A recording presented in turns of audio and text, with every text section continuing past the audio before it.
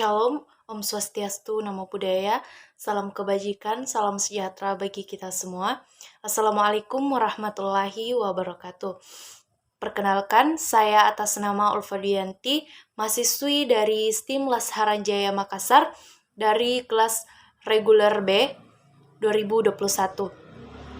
Saya akan mempresentasikan sedikit tentang manajemen sumber daya manusia dan apa saja hal-hal yang penting kita ketahui dalam manajemen sumber daya manusia. Baik, saya masuk ke dalam pembahasan yang pertama, yaitu gambaran umum tenaga kerja. Terlebih dahulu kita harus mengetahui apa itu tenaga kerja. Tenaga kerja adalah penduduk dalam usia 15-65 tahun yang potensial dapat memproduksi barang dan jasa. Manajemen sumber daya manusia berbasis kompetensi sebagai strategi membangun. Pembangunan SDM berbasis kompetensi dilakukan agar dapat memberikan hasil yang sesuai dengan tujuan dan sasaran organisasi dengan standar kinerja yang telah ditetapkan. Adapun pengertian dari manajemen sumber daya manusia berbasis kompetitif adalah selalu fokus pada tujuan perusahaan atau organisasi sehingga seluruh karyawan dari sebuah perusahaan atau organisasi dapat mencapai hasil yang maksimal. Pembahasan selanjutnya yaitu konsep manajemen sumber daya manusia. Manajemen sumber daya manusia merupakan bidang strategis dari organisasi. Tujuan utama dari manajemen sumber daya manusia ini adalah untuk meningkatkan kontribusi sumber daya manusia atau karyawan terhadap organisasi tersebut. Konsep-konsep manajemen sumber daya manusia, kita masuk pada pembahasan manajemen sumber daya manusia pada organisasi global. Manajemen sumber daya manusia global adalah penggunaan sumber daya global untuk mencapai tujuan organisasi tanpa memandang batas geografis. Manajemen sumber daya manusia global ini dipengaruhi oleh beberapa faktor, yaitu politik, ekonomi, hukum, dan budaya yang di setiap negara itu berbeda-beda. Adapun manajemen sumber daya manusia yang strategi, terlebih dahulu kita harus mengetahui manajemen strategi sebagai rencana komprehensif untuk mencapai tujuan organisasi ke depan, tidak hanya sekedar mencapai, akan tetapi strategi juga dimaksudkan untuk mempertahankan keberlangsungan organisasi di lingkungan di mana organisasi tersebut menjalankan aktivitasnya. Selanjutnya, merumuskan dan menerapkan strategi manajemen sumber daya manusia. Strategi manajemen sumber daya manusia berarti melakukan dan merumuskan kebijakan-kebijakan sumber daya manusia dan praktik berdasarkan kemampuan karyawan dan perilaku yang diperlukan perusahaan untuk mencapai tujuan strategisnya. Manajemen sumber daya manusia strategis perlu memahami bahwa sumber daya manusia menentukan berhasil atau gagalnya suatu organisasi karena semua keputusan berkaitan dengan keuangan, pemasaran, operasional, dan teknologi dilakukan oleh sumber daya manusia dalam organisasi. Strategi manajemen kinerja. Terlebih dahulu, kita mengetahui apa itu manajemen kinerja. Manajemen kinerja yang saya maksud di sini adalah proses sistematis untuk mengelola kinerja karyawan secara efektif dalam mencapai misi dan tujuan organisasi.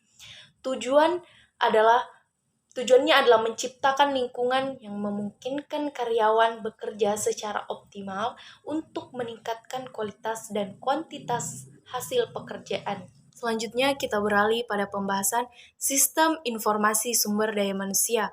Salah satu manfaat sistem informasi sumber daya manusia adalah memeriksa kapabilitas karyawan saat ini guna mengisi kekosongan yang diproduksikan di dalam perusahaan. Sistem informasi sumber daya manusia digunakan untuk menyiapkan statistik sumber daya manusia dan menganalisis keluarnya tenaga kerja atau efisiensi sumber daya agar forecast kebutuhan supply dapat dibuat dan dipertandingkan dilakukan antara jumlah yang dianggarkan dan jumlah sesungguhnya.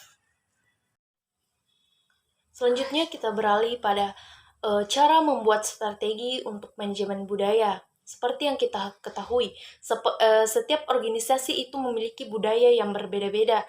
Suatu budaya organisasi mempunyai peran penting dalam perusahaan karena mempunyai sejumlah fungsi dalam organisasi, yaitu budaya, menciptakan perbedaan yang jelas antara satu organisasi dengan organisasi yang lainnya.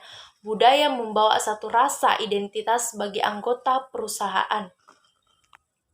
Adapun strategi manajemen perubahan. Pada hakikatnya, manajemen perubahan adalah sebuah proses yang mengadopsi pendekatan manajemen, yakni POAC, Planning, Organizing, Actuating, dan Controlling, guna melakukan perubahan dalam suatu perusahaan. Davidson dalam bukunya mengatakan bahwa terjadinya perbedaan budaya pada suatu organisasi akan mempengaruhi penyusunan rencana perubahan yang akan dilakukan secara tepat oleh manajemen. Nah, seperti apa sih manajemen sumber daya manusia yang unggul itu? Kemajuan suatu bangsa amat ditentukan oleh kualitas sumber daya manusianya. Untuk menjadi SDM yang unggul, diperlukan kesadaran diri dan tekad untuk memulai. Karenanya, diperlukan usaha untuk terus belajar dalam mengembangkan diri sendiri. Kita sudah berada di era revolusi industri 4.0, yang berarti bahwa kita sudah memasuki era yang dimana perkembangan teknologi berkembang dengan begitu pesat. Setelah kita mempelajari poin-poin tadi, itu semua tidak akan berjalan dengan baik tanpa adanya perencanaan dari manusianya itu sendiri. Tujuan perencanaan sumber daya manusia adalah untuk menghubungkan sumber daya manusia yang ada untuk kebutuhan perusahaan pada masa yang akan datang, untuk menghindari mismanagement dan tumpang tindih dalam pelaksanaan tugas. Setelah kita mengetahui rencana apa yang akan kita jalankan dalam menentukan manajemen karir. Nah, setelah kita mempelajari semua apa-apa saja yang hal penting dalam manajemen sumber daya manusia, sampailah kita pada kesimpulan bahwa sumber daya manusia merupakan sumber daya yang benar-benar dapat dijadikan sebagai strategi yang handal dalam mencari strategi yang tepat, yaitu strategi yang unik untuk memenangkan persaingan.